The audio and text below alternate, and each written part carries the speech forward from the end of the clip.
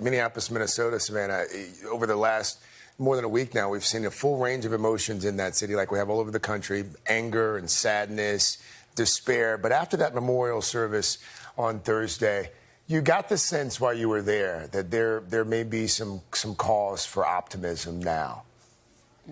Well, we can only hope so. But of course, following that emotional service, we did see a 10th night of protests, nearly all of them peaceful, however. Demonstrators in Washington, D.C., marching to the Martin Luther King Memorial. Meanwhile, here in New York City, thousands gathered in the streets and in parks across the city. In Atlanta, protesters there joined by Mayor Keisha Lance Bottoms, who promised through a microphone there is something better on the other side of this. We have complete coverage for you this morning. Let's start in Minneapolis. NBC's Gabe Gutierrez is there for us this morning. Hi, Gabe. Good morning. Savannah, good morning. This morning, Minneapolis is trying to start the healing process, but the investigation into what happened here is still underway. 3 of the officers involved in George Floyd's death went before a judge. Now their bail is set at $750,000 each. From New York to Charlotte to Los Angeles, a 10th night of mostly peaceful protests after a day of healing and prayers honoring George Floyd. Reverend Al Sharpton with an impassioned eulogy. What happened to Floyd happens every day in this country. It's time for us to stand up in George's name and say, get your knee off our necks. Closing the service, a powerful moment. Nearly 9 minutes of silence, the length of time prosecutors say Floyd was under the knee of former officer Derek Chauvin. Charged with second-degree murder, he's still not commented and is due in court Monday. But while Minneapolis mourned George Floyd, the 3 other fired officers accused of aiding and abetting murder faced a judge for the first time. Ex-officer J. Alexander King's attorney says it was only his client's 4th day as a full-fledged cop, and that he allegedly told the other officers, you shouldn't do this. The attorney for ex-officer Thomas Lane said he was also a rookie cop who asked Chauvin, shall we roll him over? You got to have criminal intent for second-degree murder, and frankly, this is bull. Court documents say former officer Tu Tao blocked a bystander who tried to help Floyd. His attorney says he's cooperating. For the first time, we're also hearing from a passenger inside Floyd's vehicle, Maurice Lester Hall, who told CNN Floyd did not resist. He was just trying to defuse the situation as best, as humbly as he could. For some who watched the memorial service in South Minneapolis, the charges are only a first step. Carlos Jackson grew up here. It's very hurtful to see my city boarded up like Detroit, Michigan, because the whole city is affected by this. So is the entire country. At this huge rally in Brooklyn, Floyd's younger brother Terrence spoke. I want to thank God. Because at the end of the day, my brother's gone, but the Floyd name still lives on. Another incident from the overnight protest is getting a lot of attention. The video out of Buffalo, New York is tough to watch. 2 officers have now been suspended after a 75-year-old man was knocked to the ground. We're told he's in serious but stable condition at a local hospital, but the mayor of Buffalo is calling the incident deeply disturbing, and an investigation is underway. Craig? All right, Gabe Gutierrez for us there in Minneapolis. Gabe, thank you. Another major story that we're following this morning, the economy with unemployment already at the highest level in our lifetimes. All eyes are on the jobs report being released this morning. Let's get right to NBC's Tom Costello. Tom, how's it looking? Yeah, not good. More than 42 million Americans are out of work since the coronavirus pandemic began. And experts predict that today's jobs report could show an unemployment rate up to 20% or more. That would be a post-depression high. And a stark reminder that even as states get back to business, the rebound to recovery could still be slow. Even as many states progress through reopening, the economic pain from the coronavirus pandemic is still reverberating. Economists forecast today's jobs report could show up to 8 million jobs lost in May, down from April's record of 20.5 million. But still, nearly 1 in 5 Americans officially out of the country's workforce, a rate not seen in half a century, and most economists believe that's an undercount. The impact of mass layoffs felt across the board, from sidelined construction workers.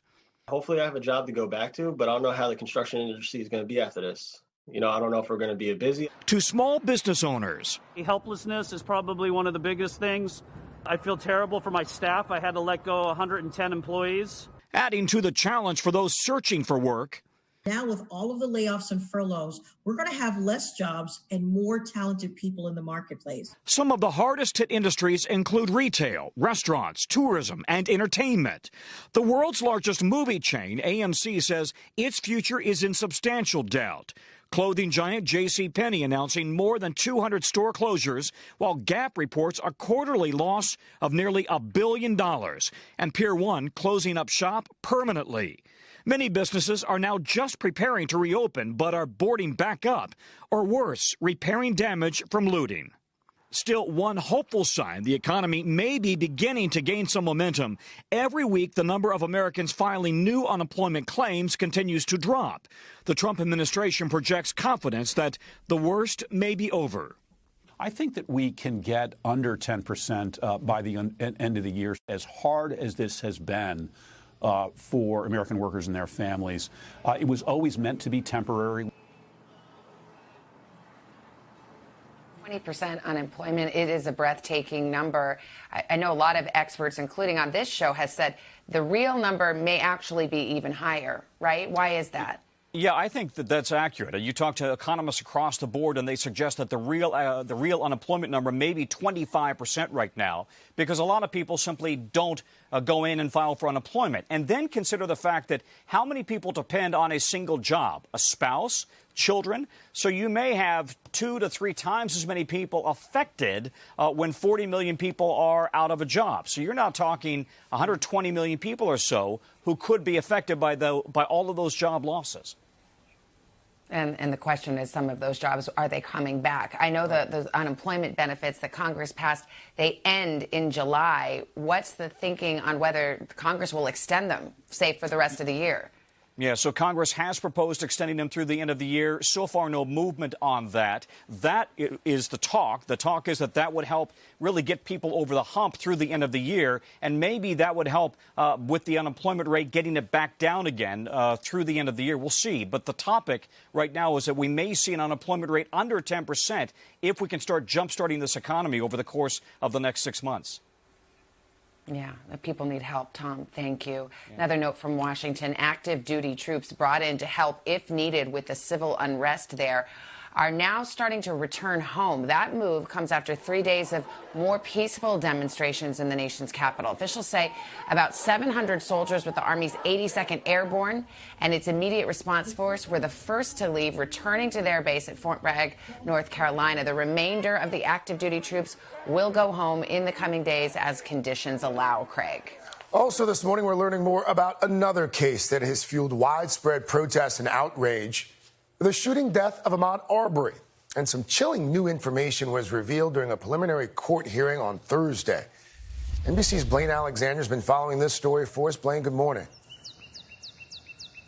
Well, Craig, good morning to you. The 3 men who are accused of killing Ahmaud Arbery will go to trial. A judge here in Georgia ruled that there is enough evidence to proceed. Now, during that hearing yesterday, we heard the timeline that kind of leads up in the final moments of Arbery's life, including 2 words that were uttered in his final moments. Chased, hunted down, and ultimately executed. This morning, for the first time, we're hearing explosive new evidence in the case of Ahmaud Arbery's death. Appearing on video before a judge, Gregory McMichael and son Travis, along with their neighbor, William Roddy Bryan, all facing murder charges.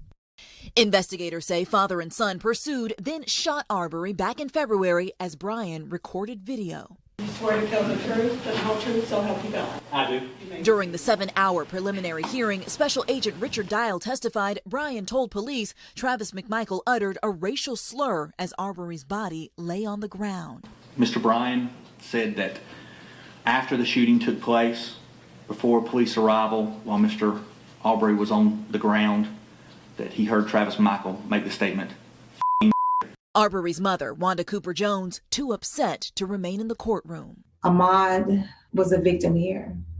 Ahmaud wasn't there, isn't here to speak for himself. And I just couldn't take it at that point.